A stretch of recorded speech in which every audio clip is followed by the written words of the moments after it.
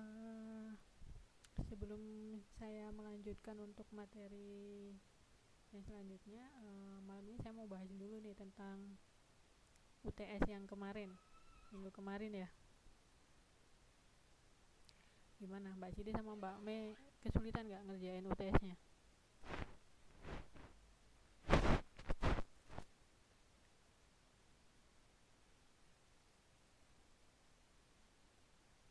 Enggak ya?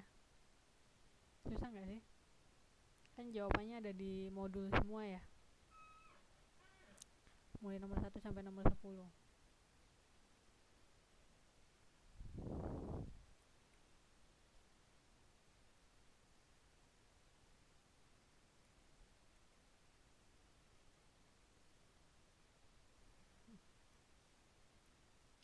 uh, Bukan nyocokin sih, kita ngebahas aja, ngebahas tentang jawabannya, jadi biar uh,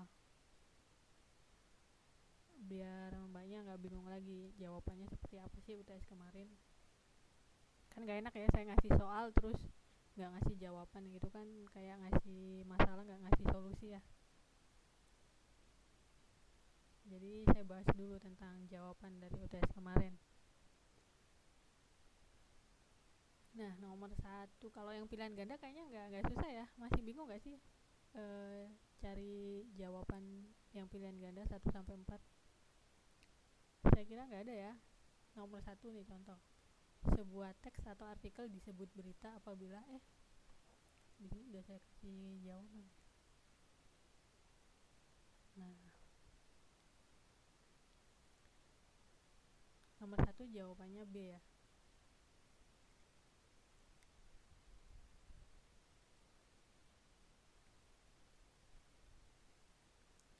Loh, kenapa Miss kok B? Ya dong, karena sebuah teks disebut berita itu apabila sudah disebarkan. Jadi kalau misal ada artikel atau teks, kalau dia cuma fakta aja tapi nggak disebarkan, dia namanya bukan berita, dia namanya cuma artikel atau wacana. Terus yang C, dikonfirmasikan ke narasumber. Banyak sih ya kayak artikel gitu yang memang dikonfirmasikan kebenarannya ke narasumber, tapi belum tentu itu berita kalau tidak disebarkan kan. Jadi jawabannya B. Terus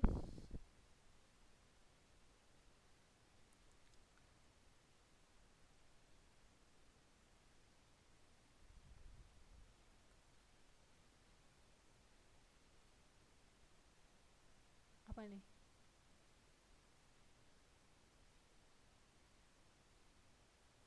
Ya, nomor 2 ya. Nomor 2 itu jawabannya B. Karena apa? Coba kita lihat di modul ya.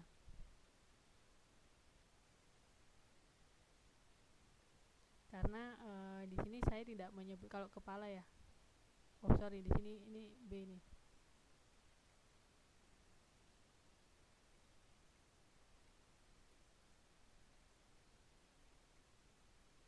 Romnya kok B ya?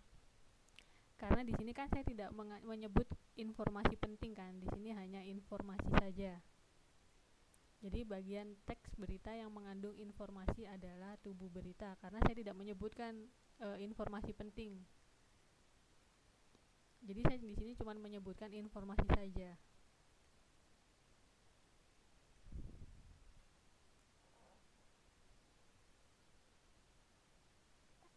Ya, informasi penting itu baru di kepala berita. Tapi sedangkan di sini di soal nomor 2, saya hanya menyebutkan mengandung informasi saja ya, bukan informasi pentingnya. Oh ya, nggak kejebak berarti ya. Gimana Mbak Mai? Mbak Mai jawabnya A ya?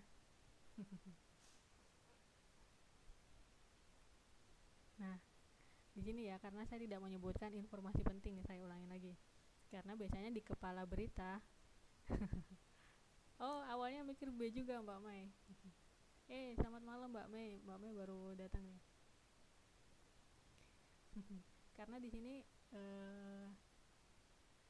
saya tidak menyebutkan informasi penting ya. Kalau di buku kan di sini dijelasin. Ini kita buka modulnya.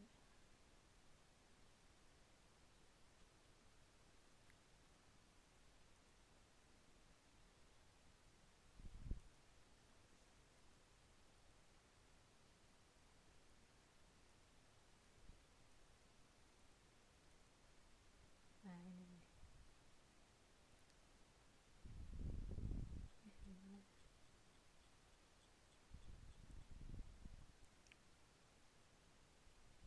Nah ini nih, kalau di modul kan disebutin kepala berita itu menyimpan informasi yang paling penting. Yang paling penting. Jadi dia tuh sebenarnya informasi tentang topiknya. Sedangkan yang di soal itu saya cuma menyebutkan informasi saja ya. Nah berarti kan dia di tubuh berita. Oke. Kemudian yang nomor 3, pembaca akan menganggap sebuah berita penting apabila, kalau ini enggak ya, enggak bingung ya, jawabannya pasti A.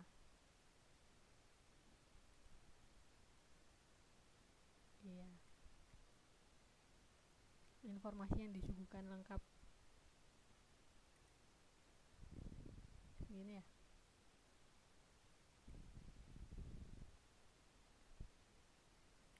Jadi contoh aja nih. Ini udah saya jelasin juga ya di minggu kemarin. Informasi yang disuguhkan lengkap itu ada 5W 1H-nya, itu yang ada siapa, di mana, kapan kejadiannya, apa, siapa pelakunya.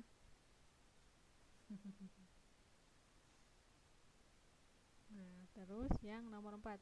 Mbak Mei kemarin gimana nih jawabnya nih? Susah nggak Mbak Mei? Terus yang nomor 4, membaca ekstensif dilakukan untuk, di sini C ya jawabannya.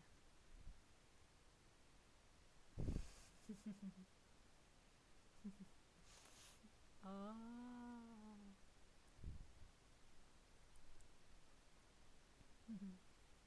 Soal-soalnya saya ambil dari buku semua sih. Sama kayak yang matematika juga saya ambil dari buku. Soalnya nanti kalau saya nggak ngambil buku kan bapaknya nanti ngerjainnya takutnya nggak ada referensi ya. Jadi kalau di buku kan enak, bisa sambil belajar lagi, sambil baca-baca lagi. Nah kemudian yang nomor 5 sampai nomor 10 ini jawabannya nggak ada bener, gimana ya, jawabannya nanti saya yang nilai, karena kan mungkin intinya benar ya udah saya benerin gitu ya. Yang 5 sampai 10 karena dia isian kan, bukan pilihan ganda. Nah, di sini jelaskan perbedaan membaca ekstensif dengan membaca intensif. Kayaknya satu salah saya. Nah, itu nanti saya yang menilai ya. Kalau kan di sini jelaskan perbedaan membaca ekstensif dengan membaca intensif.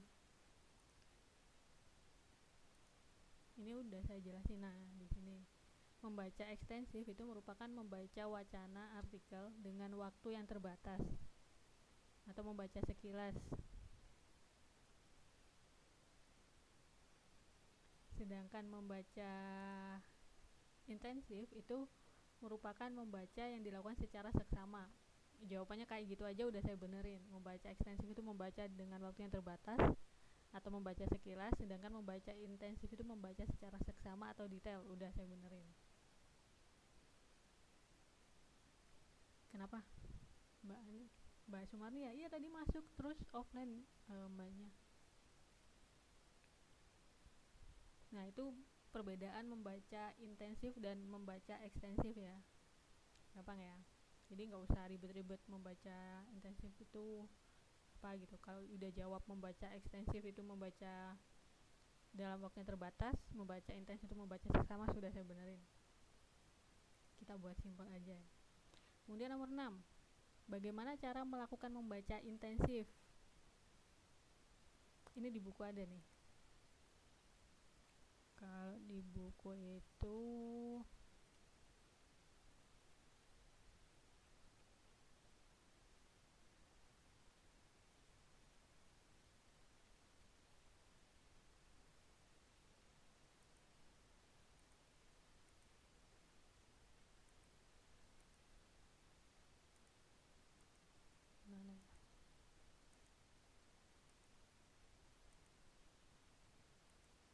Oh ini nih.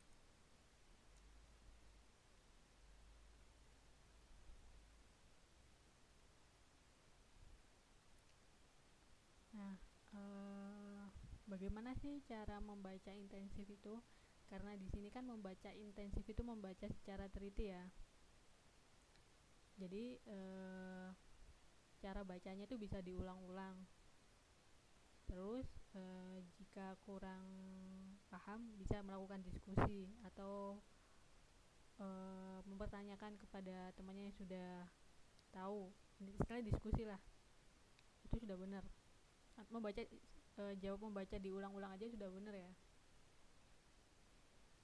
Sebenarnya simpel ya jawabannya ya, tapi saya lihat sekilas jawabannya mbak-mbaknya panjang-panjang nih.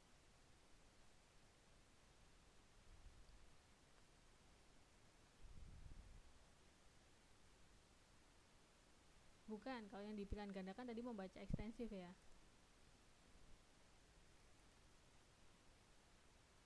Mana tadi? Membaca ekstensif. Nah, ini membaca ekstensif ya.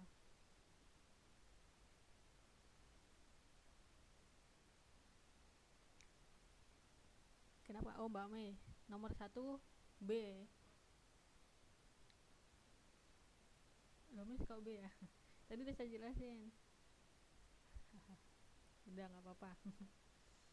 Terus setelah bagaimana cara melakukan membaca intensif itu jawaban karena jadi bingung. Membaca intensif itu membaca berulang-ulang ya, atau membaca secara pelan-pelan untuk memahami bacaan. Tuh. Terus yang nomor 7, sebutkan sifat-sifat khusus dari teks berita. Sifat-sifat khusus dari teks berita.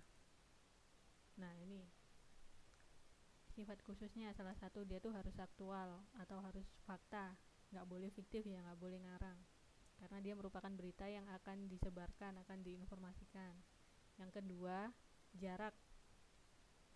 Jarak ini maksudnya kejadian yang di sekitar kita atau yang jauh.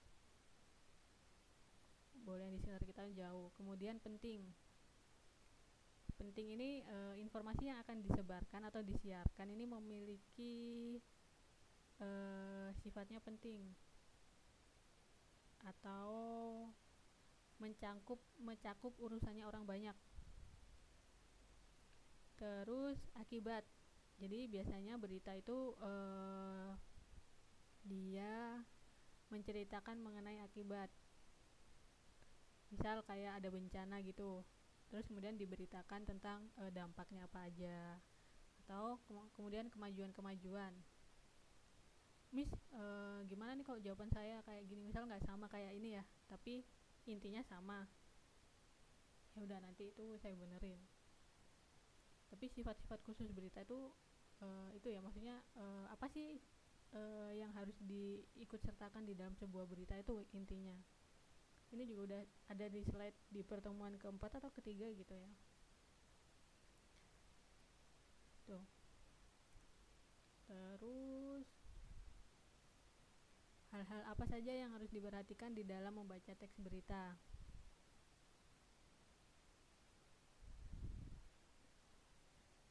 Di sini tuh kalau bapaknya susah ya, susah mikirnya. Bayangin aja kalau bapaknya disuruh membaca berita itu harus seperti apa gitu. Nah, di sini pertama kan kalau orang membaca berita harus jelas ucapannya. Iya dong, kalau dia nggak jelas ucapannya, contohnya aja kayak cadel gitu kan agak susah ya, nanti jadinya informasi yang disampaikan bisa jadi keliru atau salah ditafsirkan, nanti jadinya malah provokasi kan. Kemudian yang kedua, mimik atau ekspresi wajah. Bisa dilihat di TV ya, biasanya pembawa berita itu dia biasanya orangnya mimiknya serius ya. Mimiknya serius, nggak bisa guyon. Beda sama orang pembaca berita olahraga contohnya, sudah berbeda kan ya. Kemudian gaya atau penampilan fisik. Nah, ini seperti yang saya jelasin tadi, kayak pembawa acara berita, pembawa acara infotainment, atau berita politik sudah beda kan ya, gayanya, penampilannya, bajunya. Kemudian penempatan jeda yang tepat, ini cara membaca ya. Untuk yang keempat ini bagaimana dia cara membacanya. Contohnya kayak yang dulu, kalau membayangkan saya kasih contoh kayak uh, kayak gini, ada kata-kata jangan malu-malu kucing, tahu kan ya, malu-malu kucing, malu-malu yang mau. Tapi kalau salah menempatkan jeda kayak gini, jangan malu-malu kucing, udah beda kan ya artinya kan. Nah, itu penempatan jeda harus tepat. Terus kemudian tekanan dan volume suara sesuai. Ini kalau nggak sesuai bisa riwah nih. Contoh misal kalau terlalu menekankan suaranya di informasi tertentu atau di kata-kata tertentu, bisa jadi pemirsanya atau yang penikmat beritanya salah tafsir juga kan ya. Kemudian terjadi komunikasi. Jadi intinya si pembawa berita ini menyampaikan informasi, bukan membaca sebenarnya ya. Jadi dia intinya memberikan informasi kepada pemirsa. Kalau membaca aja kan bisa jadi yang kita sebagai penikmat beritanya jadi malas nontonnya gitu, jadi bosan. Nah, ini bagaimana cara membaca berita ya.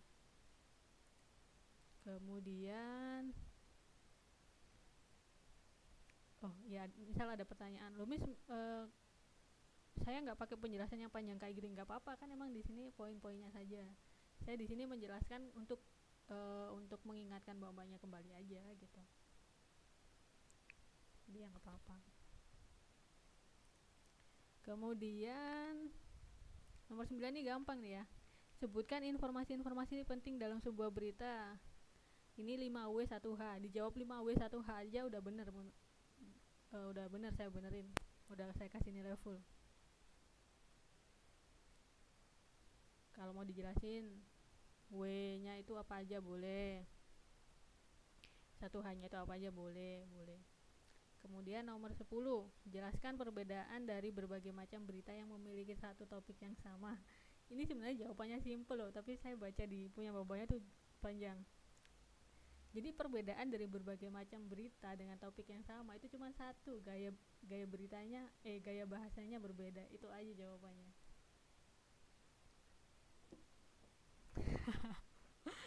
Udah nggak apa-apa, nanti kan jawabnya panjang lebar, intinya benar, ya berarti kan benar. Ya Mbak Siti ya. Cuman kan saya mikirnya ngasih soal, pengen ngasih jawaban yang simpel-simpel biar mbak-mbaknya nggak riuh aja. Kan mbak-mbaknya udah sibuk ya. UTS yang lain juga tuh saya lihat di grup, kan yang lain juga UTS ya, pelajaran yang lain.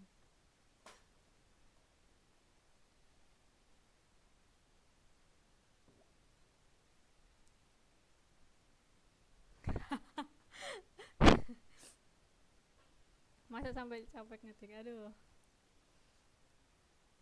Ya udah diingat aja ya, nanti kalau ulangannya saya jawabannya simpel-simpel aja, karena kalau udah tahu, menurut saya pribadi, kalau saya ngasih UTS itu bukan masalah nilai ya. Kalau ngasih nilai mah gampang, yang penting tuh intinya mbak-mbaknya ngerti. Jadi kenapa itu saya jawabannya sedikit aja tapi udah kena intinya, ya udah saya benerin, karena ya emang itu intinya gitu ya.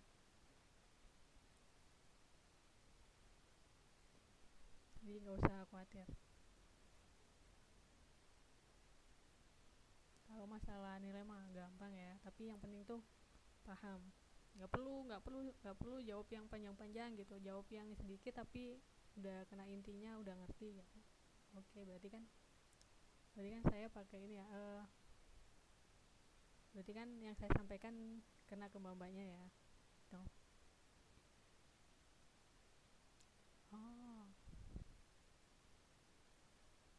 udah ya, jelas ya untuk UTS-nya ya, nomor 1 sampai 10.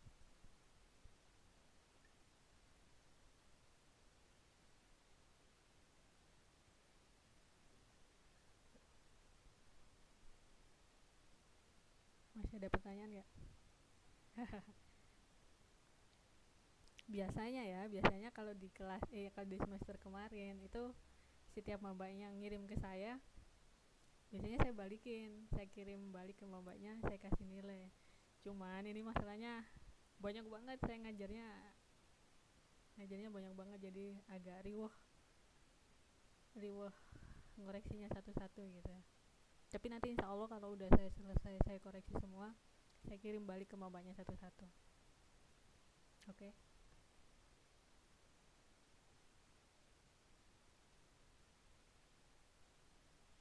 Gitu.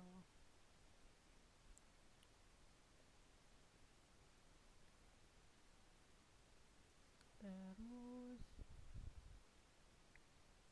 ini soalnya kalau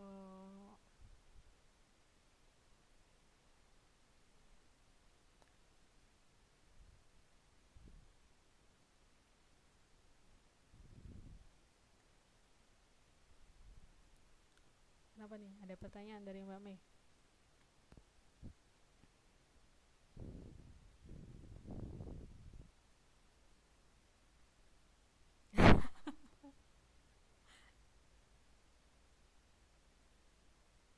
Kenapa Mbak Mei? Kenapa udah pesimis gitu yang matematika?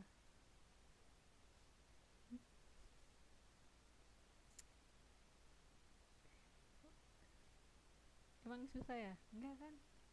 Tenang aja, matematika saya kasih banyak bonus loh di UTS-nya, karena saya ada yang salah nulis 2 soal kalau nggak salah. Karena tuh saya ini ya, saya ambil dari buku, ternyata waktu saya bikin kunci jawaban ininya salah. Jadi nanti saya bener ada yang saya kasih bonus 2 soal. Jadi nggak usah khawatir.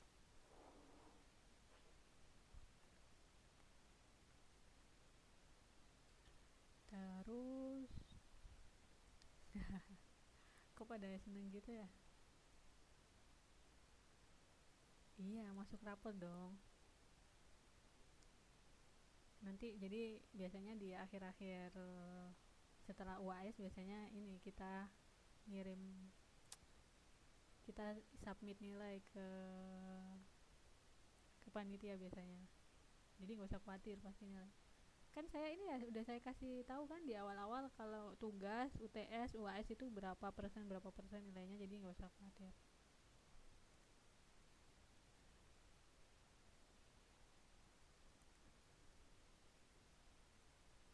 Oh, ada masukan. Untuk pertemuan selanjutnya kita mulai jam 9.30 aja. Gimana nih yang lain? Nggak kemalaman?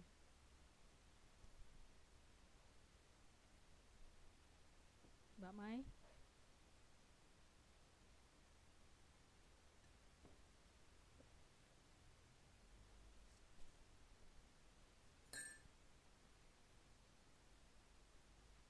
Oh, oke oke oke. Oke, jam 9.30 ya. Saya catat ya, jam 9.30. Soalnya biasanya saya suka lupa juga kalau mau mulai jam 9.30 ya. Ya udah.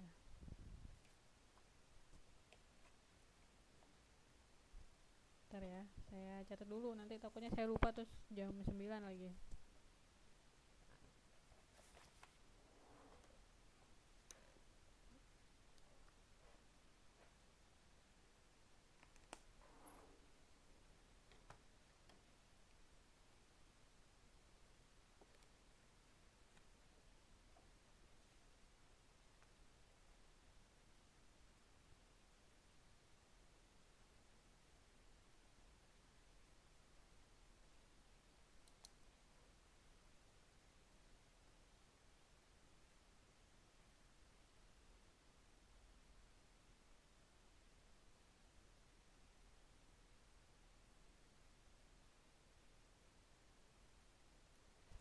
Oke.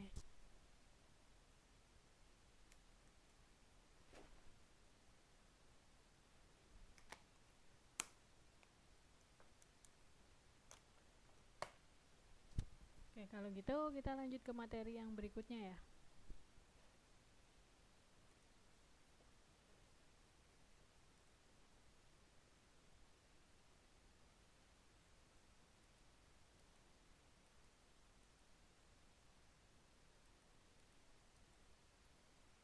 Kita kemarin terakhir sampai mana ya?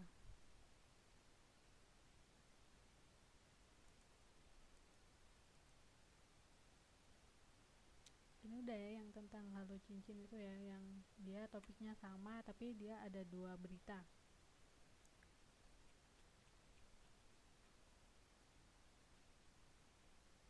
Ini seperti soal nomor 10 tuh ya.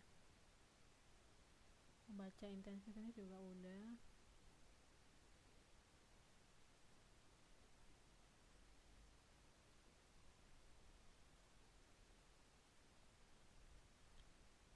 Kalau ini udah belum ya, yang remaja rentan tertular HIV atau AIDS? Belum kayaknya ya. Udah juga. Oh ya, udah yang di Bali itu ya.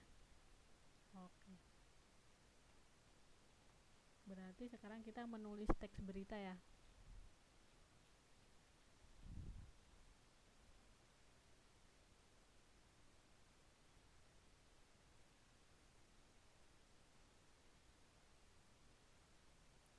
Nah, ini juga nih sebenarnya sebelum saya melanjutkan materi ya, tiba-tiba saya kebaca ini.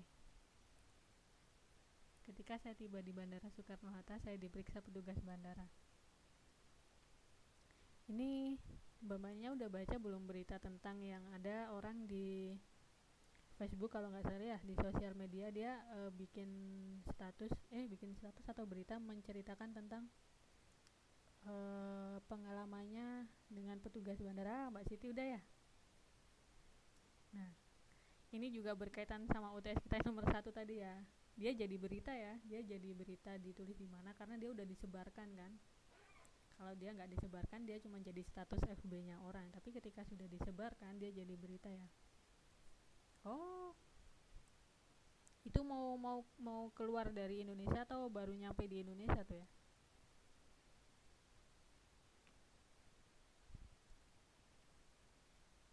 Oh, baru nyampe malah.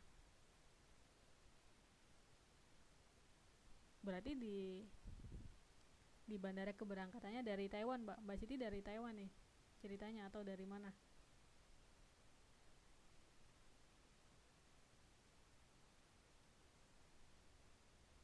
Oh,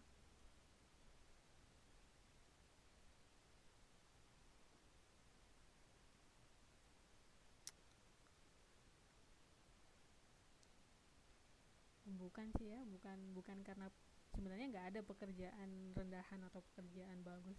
Yang ada itu pekerjaan halal sama nggak halal aja kalau menurut saya loh ya.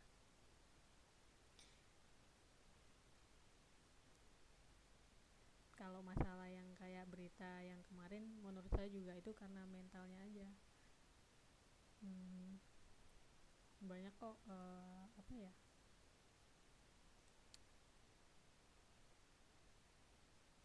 Apa ya, sebenarnya banyak kejadian-kejadian kayak gitu di Indonesia itu, berarti kan memang karena mental dari orang-orangnya kita sendiri aja yang memang kurang menghargai orang ya.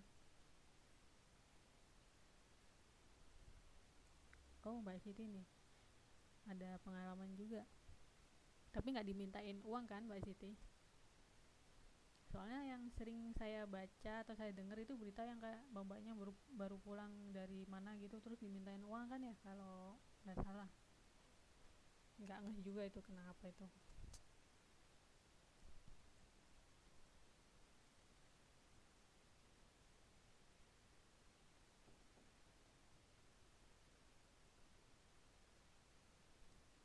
Oh,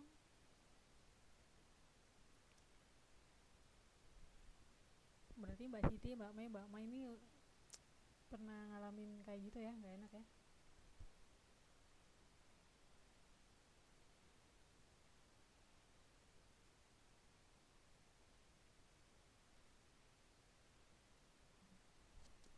Nah itu tuh,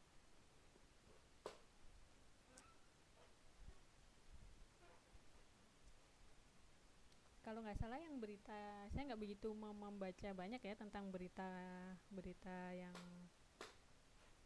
yang kemarin. Cuman saya seingat saya yang saya baca sekilas itu di Soekarno Hatta juga kayaknya ya. eh Emang kenapa nggak boleh keluar lewat jalur umum?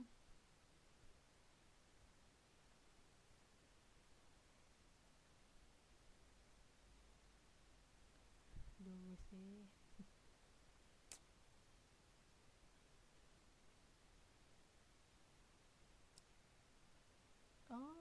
juga di teks kedua ya. eh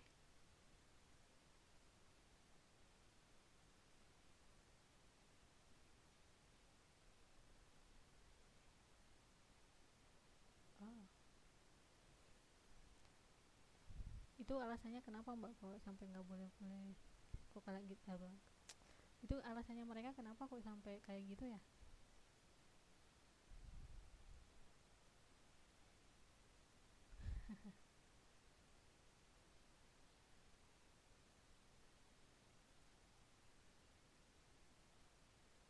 Oh. Nah, pengalaman babanya ini berkaitan sama teks satu sama teks 2 ini ya, yang di layar babanya. Kalau kalau bisa dilihat di layarnya ya, atau cukup kan tulisannya bisa kelihatan kan, kebaca kan? Kalau kurang gede saya gedein sedikit deh. Hmm, ke kiri ya.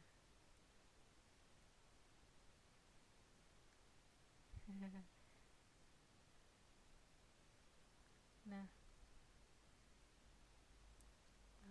sebenarnya ya kalau kalau membahas ini nih, ada Mbak Siti bilang, aduh kalau pulang ke negara sendiri kayak masuk lubang buaya ya. Sebenarnya kalau membahas seperti itu tuh bukan cuman mbak-mbaknya aja loh yang ngerasa kayak gitu. Mungkin mbak-mbaknya kalau pulang ke Indonesia ngerasanya kayak gini ya. Kalau di sini kerja gajinya lumayan ya, alhamdulillah gede. Terus pulang nanti kerja apa gitu ya. Uh, Belum lagi masalah kayak nggak tahu ya, di Indonesia itu uh, biasanya ijazah ya yang dinilai ya.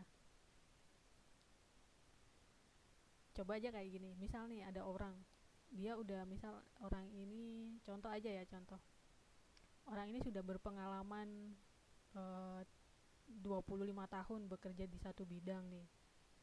Kemudian ada anak yang, tapi dia nggak punya ijazah S1 contoh. Kemudian ada anak fresh graduate gitu yang ngelamar, fresh graduate maksudnya S1 gitu ya, yang ngelamar. Pasti kan kebanyakan pabrik-pabrik gitu mintanya ijazah gitu ya. Kadang pengalaman nggak begitu dihargai ya kalau di Indonesia ya. Nah itu sebenarnya sama, bukan cuman bapaknya yang TKI aja yang bingung kayak gitu. Kalau bapaknya juga pernah baca berita ya, banyak itu orang-orang pinter yang dulunya dia sekolah di luar negeri atau kerja di luar negeri, terus pulang malah susah. Contoh aja kayak yang, kalau bapaknya ngikutin berita tentang mobil listrik ya, jadi mereka susah untuk berkarya di negerinya sendiri gitu, orang-orang pinter ini. Pak Habibie tuh contoh yang paling paling gampang, yang mbak-mbaknya pasti juga kenal ya. Pak Habibie tuh dulu kan dia waktu mau pulang Indonesia kan agak susah ya ceritanya. Apalagi mbak-mbaknya kalau lihat, udah nonton filmnya nggak sih yang Habibie Ainun tuh? Nah di situ kan banyak pelajaran sebenarnya yang kita bisa ambil ya. Banyak orang-orang pinter itu yang mereka lebih memilih bekerja di luar negeri karena mereka merasa lebih dihargai dan mereka merasa bisa berkarya gitu. Sedangkan kalau di Indonesia kayak yang stuck gitu, yang nggak bisa berkembang. Contohnya ya kayak Pak Habibie tadi kan ya, orang pinter kayak gitu, penemu penemu banyak banget apa ya, hak paten juga, dia pemegang hak paten, tapi kurang dihargai di negaranya kita sendiri gitu. Nggak tahu tuh kenapa tuh.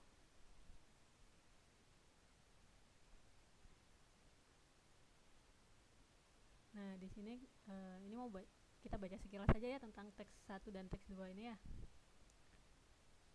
Di sini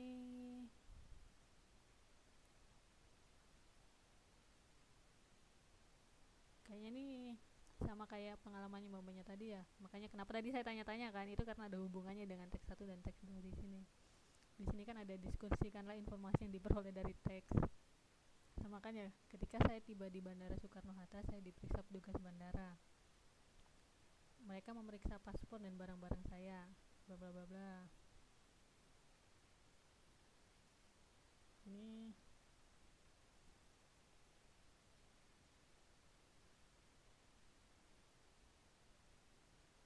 oh, uang rial. Berarti dia dari Arab ya kalau nggak salah ya, pakai uang rial ya. Babanya sambil baca ya. Jadi saya nggak baca dengan nggak saya bacain karena nanti buang-buang waktu ya, biar kita bisa mempraktekkan membaca ekstensif kayak apa. Kan kalau membaca ekstensif kan yang membacakan yang bersangkutan ya, bukan dibacain. Nah ini kalau bapaknya baca juga, dia menukarkan uang real ya, rial. Rial itu dari Arab kan ya kalau nggak salah. Oh tapi kalau di sini terjadi penipuannya di penukaran uang, yang seharusnya krusnya dapat 60 juta tapi dapat 35 juta ya. Nggak tahu ini bapaknya pernah ngalami juga atau enggak.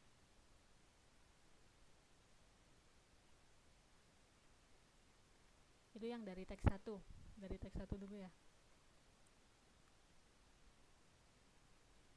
Nggak ada, nggak pernah ngalamin ya kalau kayak gini, pernah nggak sih? Alhamdulillah. Tapi kalau menurut saya lebih enak uangnya ditransfer ya daripada di supir sama diperas sama supirnya. Oh iya yang teks 1.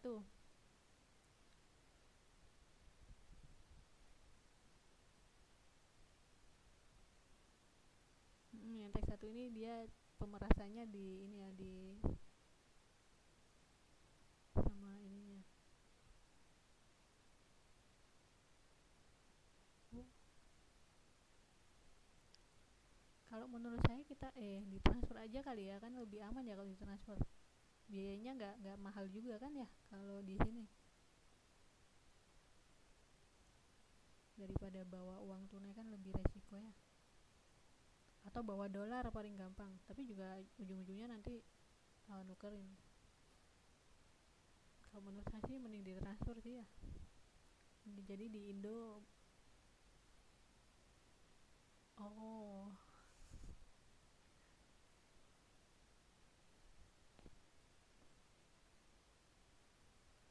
keren. Jadi inti dari teks 1 ini sama ya, penipuan juga ya, tapi dia ditipunya di ketika menukarkan uang seharusnya 60 juta tapi dapatnya 35 juta. Ini mah udah parah ya, separohnya. Karena menurut saya sih, karena kenapa sih orang Indonesia kayak gitu, karena kebanyakan orang Indonesia itu males kerja keras tapi pengennya banyak uang dan cepat kaya, gitu nggak sih kalau menurut saya ya. Jadi suka nipu-nipu orang, suka cari cara yang paling gampang dapat uang gitu, padahal kan ya, yang kita ya, kalau pengalaman aja, kita orang-orang Taiwan gitu, mereka kaya tapi karena mereka kerja keras kan ya. Jadi memang hasilnya, bukan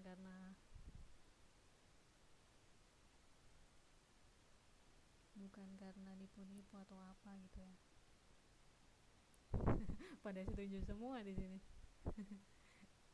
Iya itu karena emang mengubah mental. Kalau mengubah mentalnya satu orang aja mungkin gampang ya, tapi ini orang satu negara gitu, banyak, kebanyakan gitu.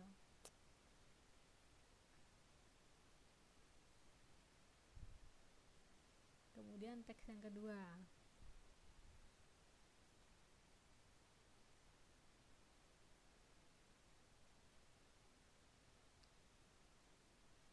Teks yang kedua ini juga tentang pemerasan ya. Coba kita baca dulu.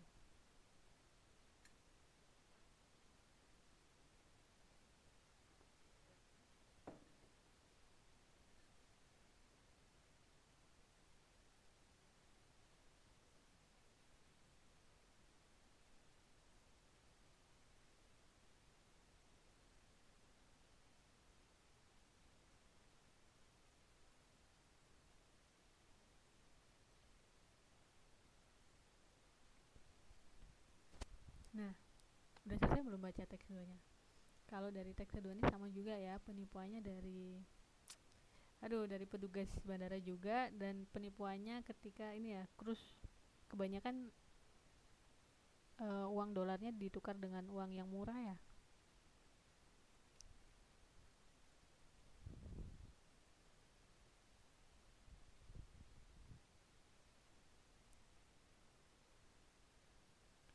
Nah, ini ya mungkin dari teks 1 dan teks 2 ini ya, kalau dari saya mungkin babanya nanti kalau pulang nggak usah bawa uang cash banyak deh.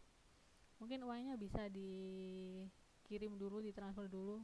Bapaknya mungkin punya rekening di rumah di Indo gitu, bisa ditransfer ke rekeningnya sendiri atau ke rekeningnya keluarga yang bisa dipercaya juga ya. Kadang nanti ditransfer ke keluarganya, keluarganya mau ini kan ya, cari yang ibu, bapak atau siapa gitu yang dipercaya.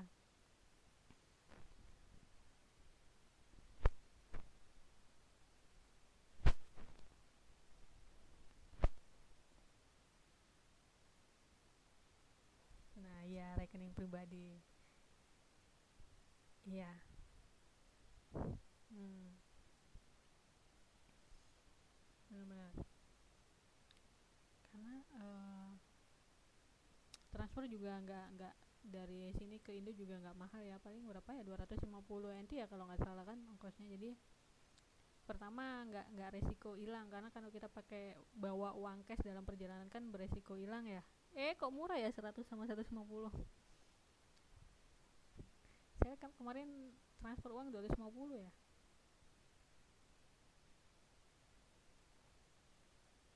Ya itu kalau bawa uang cash kan itu ya, resiko resiko resiko hilang, resiko ditipu gitu, banyak lah resikonya. Tapi kalau udah ditransfer kan enak ya, aman, insya Allah aman. Udah. Berarti teks 1 sama teks 2 ini udah ini ya, udah makanannya bapaknya ya, udah berpengalaman nih bapaknya. Tadi kan dari yang saya tanya-tanya banyak banget pengalamannya kayak gitu ya.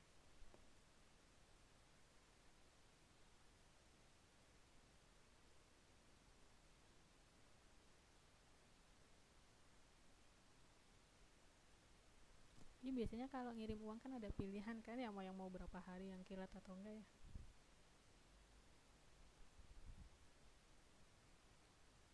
Nah, di sini nih apa nih masalah yang dibahas dalam teks satu ini, udah kita bahas ya tadi ya, masalah di dalam teks satu apa, teks kedua apa ya, jadi nggak perlu kita tulis di sini.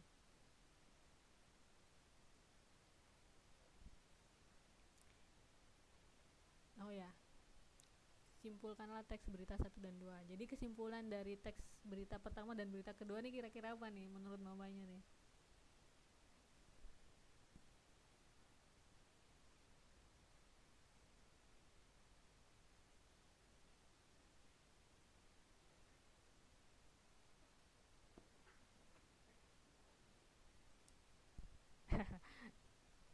Penipuan. Penipuan di mana nih Mbak Siti? Tadi kan spesifik ya di teks satu sama teks 2 ya. Penipuannya ya, penipuan.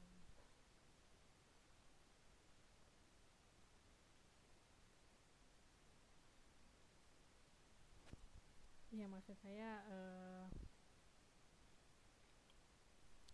jadi kesimpulan dari teks satu dan teks kedua ini sebenarnya penipuan yang dialami tenaga kerja dari luar negeri ya. Nah, itu. Sebenarnya itu kesimpulannya. Iya. Kenapa ya pas banget ya sama teksnya yang di sini ya?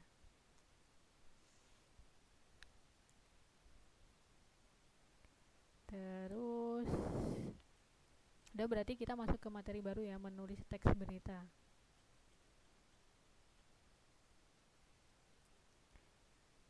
Karena kita belajar bahasa Indonesia, jadi kita bakal nemuin banyak artikel ya di sini juga.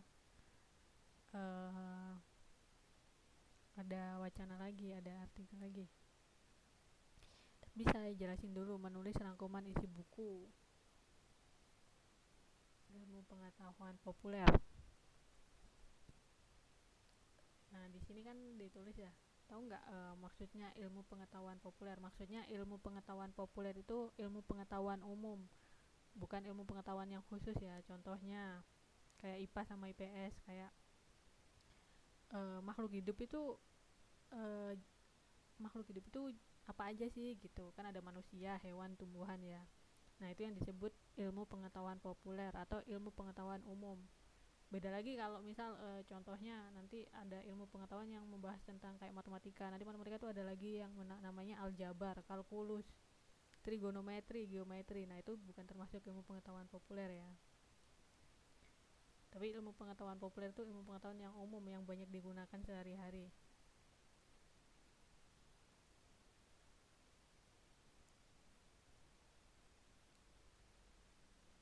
Nah, di sini contohnya ilmu pengetahuan populer adalah cara berternak ayam potong, menanam buah dalam pot, cara mudah membuat masakan rumah. Nah, kalau kita lihat dari contoh-contoh ini kan merupakan kayak ilmu pengetahuan yang umum ya, yang bukan termasuk yang khusus banget. Nah, itu definisi dari ilmu pengetahuan umum. Terus di modul dijelasin ya kalau sebenarnya ilmu pengetahuan populer ini banyak kita temui di perpustakaan atau toko buku. Tapi saya tambahin lagi, tapi di zaman sekarang ini banyak banget ya kayak buku ilmu pengetahuan populer ini banyak banget didapat dari internet. Mamanya ngerasain nggak kalau kayak gitu? Contoh aja, cara memasak. Ada nggak mamanya dulu yang sebelum berangkat ke Taiwan nggak bisa masak, terus ke Taiwan mau nggak mau harus masak, dan mau nggak mau harus browsing nih. Browsing kan cara yang paling gampang ya. Kalau mau ke toko buku kan biasanya susah, belum lagi tulisannya keriting-keriting bahasa Cina nggak bisa baca nah paling gampang di internet. Jadi saya tambahin lagi ya, sebenarnya uh, untuk mendapatkan buku ilmu pengetahuan itu nggak harus kita pergi ke toko buku, nggak harus kita pergi ke perpustakaan, bahkan di internet, gadget yang kita punya sehari-hari itu juga bisa kita dapat banyak informasi, banyak pengetahuan ya. Jadi tergantung kitanya aja mau memanfaatkan seperti apa sih yang udah kita punya gitu. Tapi mamanya kalau kerja di sini free kan ya, boleh pakai HP kan? Maksud saya kerjanya boleh pakai HP gitu. Karena jangankan mamanya kerja di sini, dulu aja sebelum saya berangkat ke sini saya pernah kerja ya 1 tahun gitu di perusahaan. Itu nggak boleh pakai handphone, tapi nggak boleh yang ada internetnya. Nah itu kan agak autis juga ya. Nah iya, bukan karena apa-apa ya, cuman karena saya bekerja di perusahaan elektronik gitu. Kebetulan saya jadi desainernya. Jadi intinya kenapa sih nggak boleh pakai HP yang ada internetnya sama ada kameranya, karena takutnya kita bakal nyebarin informasi-informasi penting keluar kan gitu. Nah itu kenapa.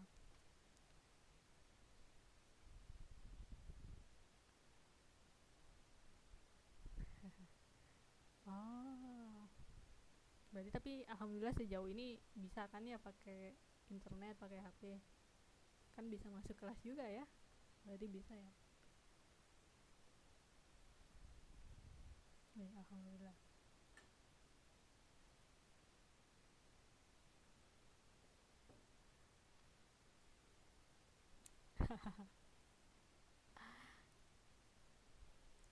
Datang-datang gajian beli HP.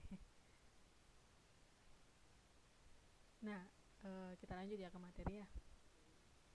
Jadi itu tadi contoh ilmu pengetahuan populer. Di sini cara beternak ayam, cara menanam buah dalam pot, cara mudah membuat masakan rumah.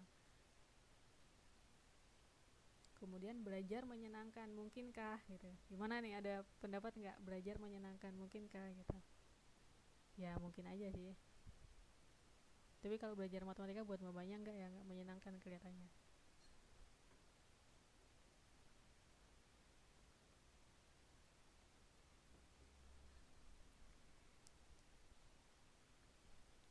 Nah selain itu menantang dan membingungkan. Jadi istilah menantang dan membingungkan ini agak-agak gimana gitu ya Mbak Mei. Nah selain itu di modul juga disebutin sebenarnya ilmu pengetahuan populer ini tidak terbatas di satu bidang aja, tapi dia luas. Ada yang membahas tentang kesehatan, teknologi modern, pertanian, perkebunan, komputer, dan lain-lain. Nah itu, jadi ilmu pengetahuan populer ini yang common ya, yang umum.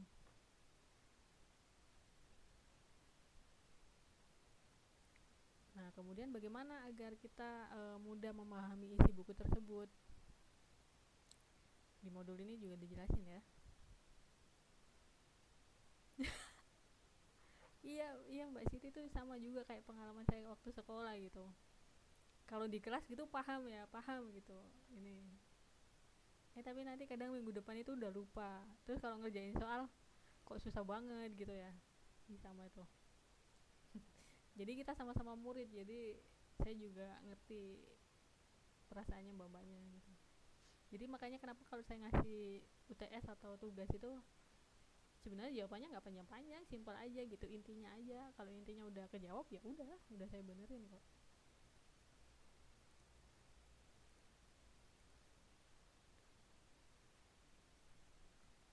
Nah udah ya. Kemudian,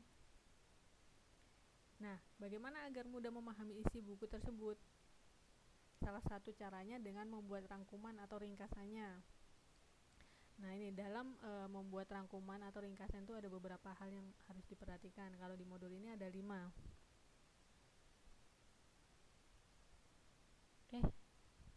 Di Mbak Mei putus-putus ya.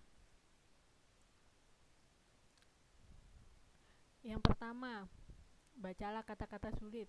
Kemudian tandailah kata-kata sulit. Yang ketiga, hal-hal penting sebaiknya digarisbawahi. Yang keempat, menentukan gagasan utamanya.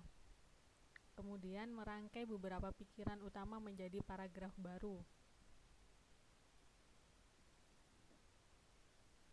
Nah itu sebenarnya bagaimana sih cara memahami sebuah buku. Tapi kalau memahami sebuah novel nggak perlu kayak gini ya, karena novel kan emang buat pleasure, buat kebahagiaan, buat kesenangan kita aja kan. Beda lagi kalau kayak tadi yang kita bahas ini kan ilmu pengetahuan populer. Jadi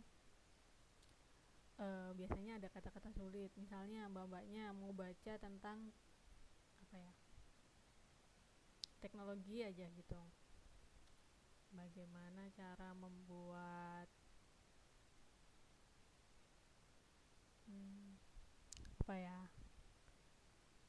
bagaimana cara merangkai kulkas contohnya aja, ini contoh ya, contoh kan bapaknya nggak ahli nih di bidang itu, terus baca buku ini biasanya kan banyak nih kata-kata sulitnya.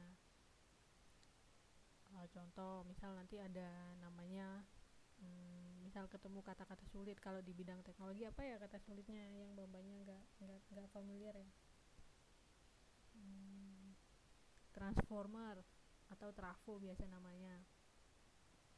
Terus nah kayak gitu kan mungkin bapaknya nggak begitu familiar karena emang bukan bidangnya ya, jadi harus dibawahi. Contohnya saja saya misalnya saya orang teknik nih, saya kan nggak familiar dengan tentang ilmu kesehatan contohnya, tapi saya pengen tahu nih, saya membaca buku bagaimana cara menjaga kesehatan organ dalam kita contoh ya. Kemudian karena saya bukan orang yang di bidang itu, jadi banyak kata-kata yang mungkin saya nggak tahu ya. Nah di situ untuk merangkum atau untuk lebih mudah memahami bacaan itu, saya harus mengetahui nih mana sih kata-kata sulitnya gitu. Kemudian saya saya tandai kata-kata sulitnya apa. Kemudian saya cari tahu artinya gitu. Kalau cuma ditandai aja kan percuma ya. Pasti nanti saya cari tahu, saya searching, kayak saya googling apa sih artinya gitu. Contohnya aja kalau di bidang medis anatomi gitu, saya nggak tahu anatomi itu apa ya artinya gitu. Nah, saya tandai dulu, baru kemudian saya cari artinya. Nah itu contohnya. Terus jadi di sini ada 5 hal yang perlu diperhatikan untuk merangkum atau membuat ringkasan. Saya ulangi lagi, yang pertama membaca kata-kata sulitnya, dicari kata-kata sulitnya, kemudian ditandai, terus di garis bawahi tadi ya, ini sebenarnya yang 3 sama kedua sama nih. Kemudian menentukan gagasan utamanya, contohnya kayak membaca bagaimana cara memasak rawon gitu contohnya. Berarti kan intinya rawon itu di mana sih? Di kluwek ya. Nah, itu berarti harus diketahui itu gagasan utamanya, pokok pentingnya. Lumis kok bisa kayak gitu ya? Ya iya dong, nanti kalau nggak ada kluwek terus saya ganti pakai kunyit jadinya soto dong, bukan rawon dong. Nah, kayak gitu tuh. Iya nggak sih? Kayaknya bapaknya lebih expert dari saya nih. Jadi kita harus tahu mana sih informasi yang paling penting itu. Kalau kita nggak tahu informasi pentingnya, kita kan nggak bakal bisa merangkum ya, atau menceritakan kembali gimana gitu. Nah itu. Terus di sini ada artikel, banyak banget ya artikel.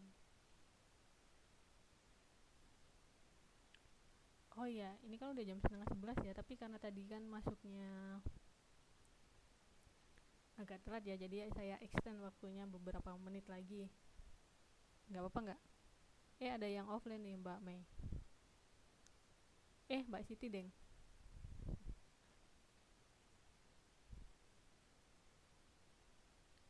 Nggak apa ya, saya tambahin beberapa menit aja. Soalnya saya nggak enak juga kalau ngurang-ngurangi waktu, kan haknya haknya mbak-mbaknya buat dapat ilmu ya. Jadi saya merasa bersalah nanti kalau waktunya kurang gitu.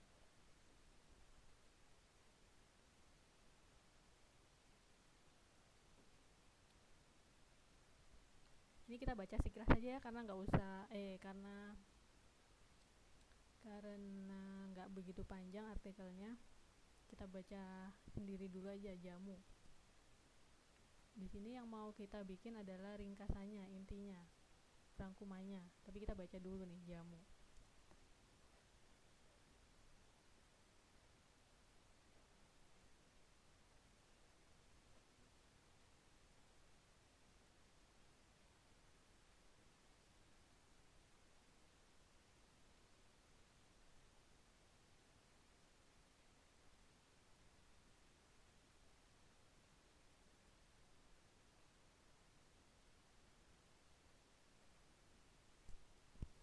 Iya Mbak Mei, ini kan kita lagi baca nih artikelnya.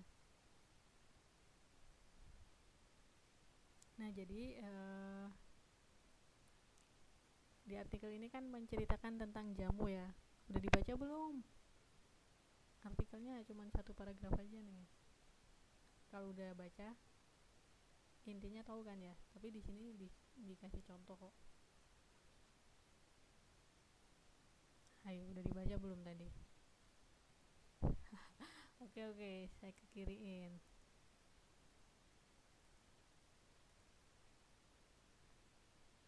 Segini ya? Ke kiri deh, sini.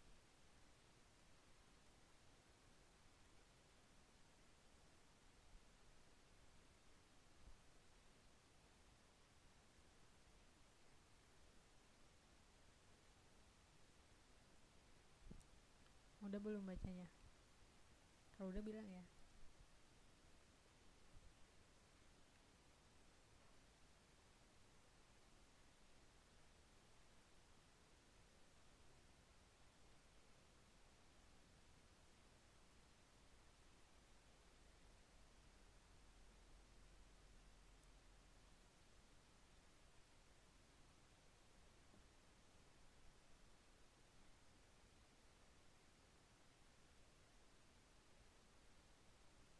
Eh?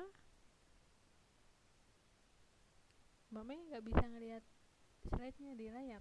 Bisa kan?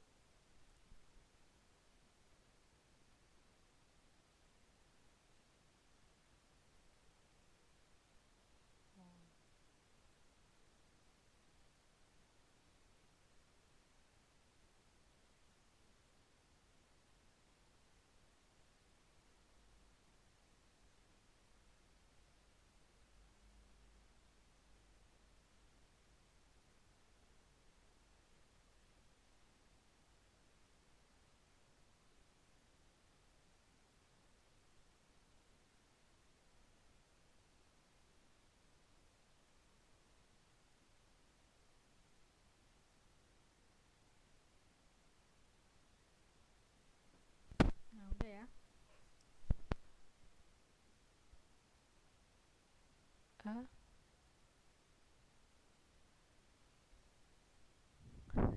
Nggak, baca sendiri-sendiri Mbak Mai, bukan dibacain temennya atau saya bacain ya maksudnya. Jadi artikel ini mengenai jamu ya. Kalau jamu udah happening banget di Indonesia kan, ya udah terkenal banget. Terus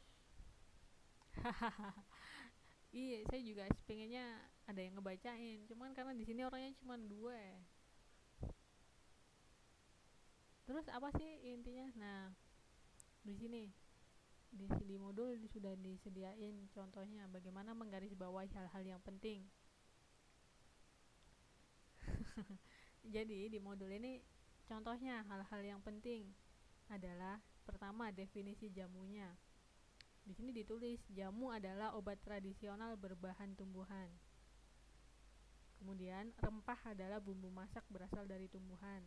Banyak orang memanfaatkan tumbuhan sebagai obat. Nah, ini hal-hal pentingnya aja yang ditulisin yang di sini ya.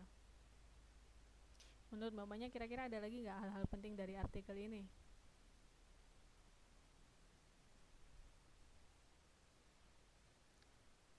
Kalau di sini ada sekitar 150 jenis tumbuhan yang bisa digunakan sebagai bahan baku jamu, itu juga bisa dianggap penting sebenarnya ya.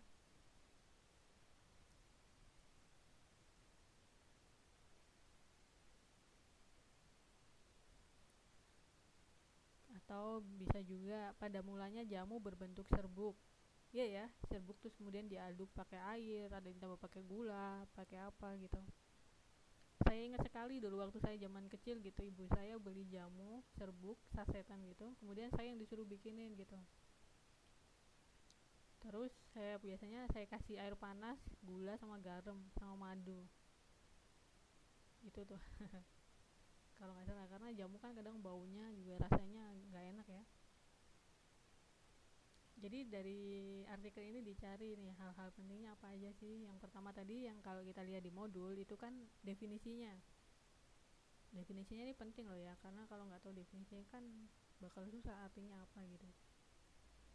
Jamu adalah obat yang dibuat dari tumbuhan obat. Ingat ya, jamu itu dari tumbuhan. Jadi kalau misal ada orang jualan jamu tapi dia dari bahan kimia, itu bukan jamu namanya, itu obat. Tapi banyak juga sekarang yang dicampur bahan-bahan kimia juga ya, jadi udah yang enggak herbal gitu. Padahal definisinya sendiri jamu adalah obat yang dibuat dari tumbuhan obat. Nah, itu kenapa di sini dituliskan termasuk hal-hal yang penting. Kemudian di sini rempah adalah bumbu masak berasal dari tumbuhan. Ini juga. Weh. Iya, karena kalau obat herbal itu kan efeknya nggak begitu jahat ya ke tubuh kita ya. Beda kalau obat kimia, kalau kita minum obat kimia kadang kan ke ginjal atau ke liver kita nggak bagus, tapi kalau obat herbal biasanya resikonya sedikit kecil gitu efeknya.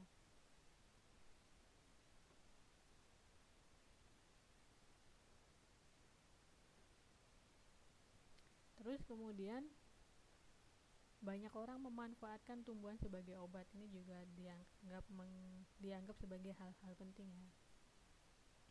Nah, kemudian setelah kita dapat hal-hal penting, terus kita harus menentukan pikiran utamanya apa.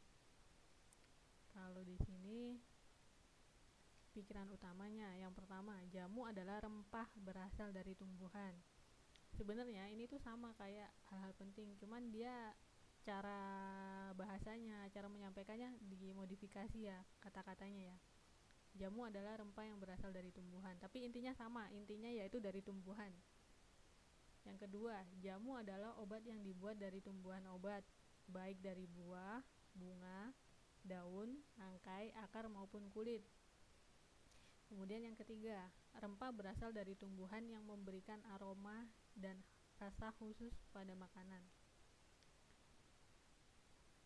Tuh. Sebenarnya kalau diperhatikan ya sama mamanya, dari hal-hal penting ini Kemudian untuk menentukan pikiran utamanya itu sebenarnya dia menceritakan ulang kembali dengan gaya bahasa yang berbeda, itu aja. Tapi intinya sama, ada 3 poin. Jadi di sini dilihat ya, ada ini kan 1 poin, ini 1 kalimat, kemudian ini 2 sama 3, kemudian di sini juga ada 1, 2, 3 kan, 1. Jadi dia cuma mengembangkan bahasanya aja, tapi intinya tetap sama. Itu dari hal-hal penting dikembangkan menjadi pikiran utama, kemudian setelah itu menyusun dalam bentuk rangkuman atau ringkasannya. Jadi rangkuman atau ringkasannya seperti ini. Jamu dan rempah berasal dari tumbuhan.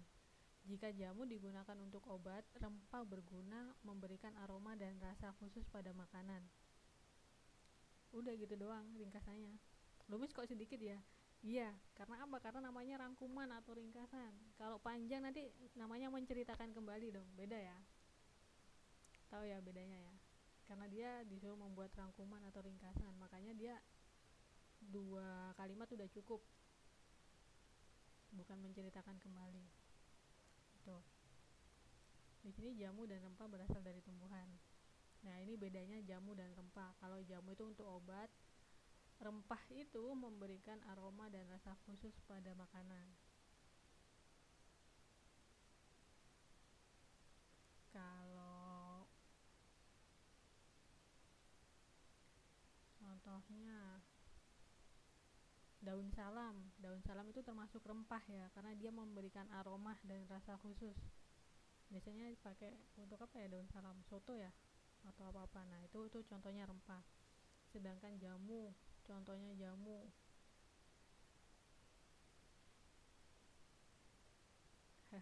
bikin susu jahe, enak loh, hangat-hangat gini ya. Kalau jahe itu termasuk apa tuh? Rempah apa jamu tuh?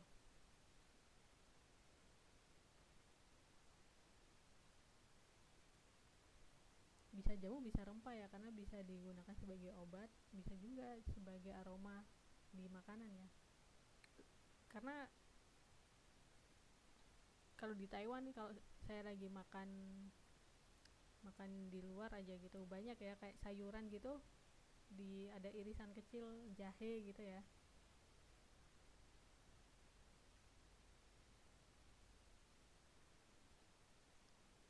Terus daun jeruk ini untuk aroma. Sudrek itu apa ya? Baru dengar nih sudrek. Apaan tuh Mbak Mei sudrek?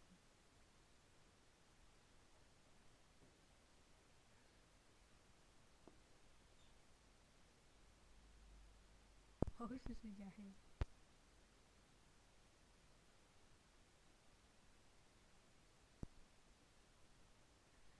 Baru dengar saya namanya sudrek. Biasanya apa namanya? STMJ ya. Kalau STMJ itu pak susu, telur, jahe, madu.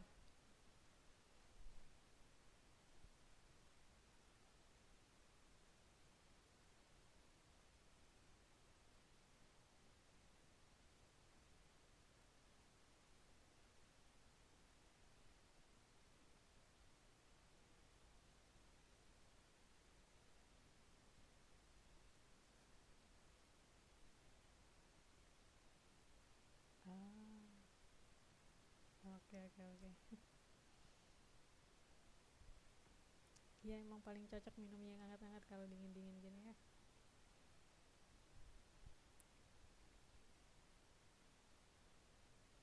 Hmm, oke. Nah, dari sedikit materi ini tadi mengenai bagaimana sih cara memahami ilmu pengetahuan populer, bagaimana sih cara memahami buku, bagaimana sih cara memahami artikel, yaitu dengan membuat rangkuman atau ringkasannya ya.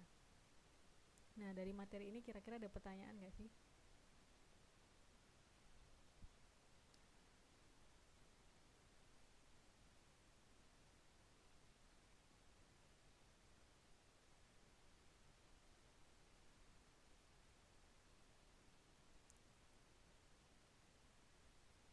Enggak ya? Oke.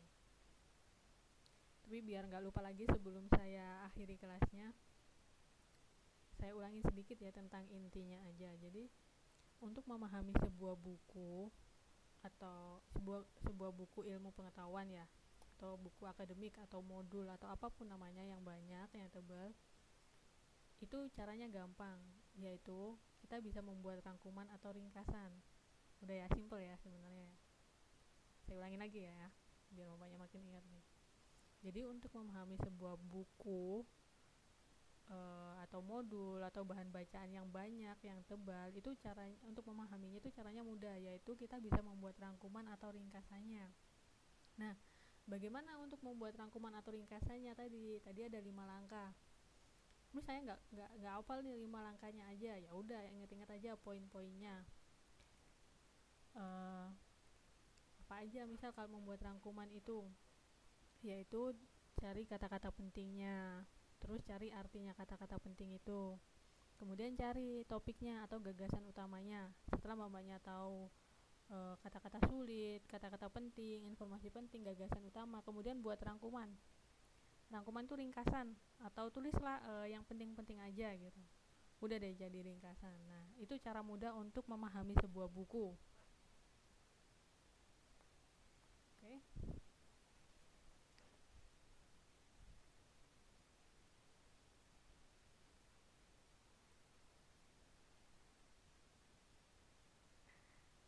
Gitu ya. Nah, malam ini kita materinya cuma itu aja sementara. Untuk ini minggu depan deh. Udah kayak materi selanjutnya ya.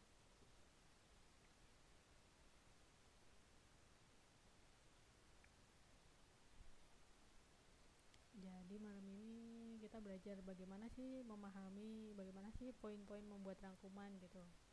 Nanti minggu depan kita belajar bagaimana menulis teks berita secara singkat, padat dan jelasnya. Sebenarnya ini juga ada hubungannya sama yang membuat rangkuman tadi sih.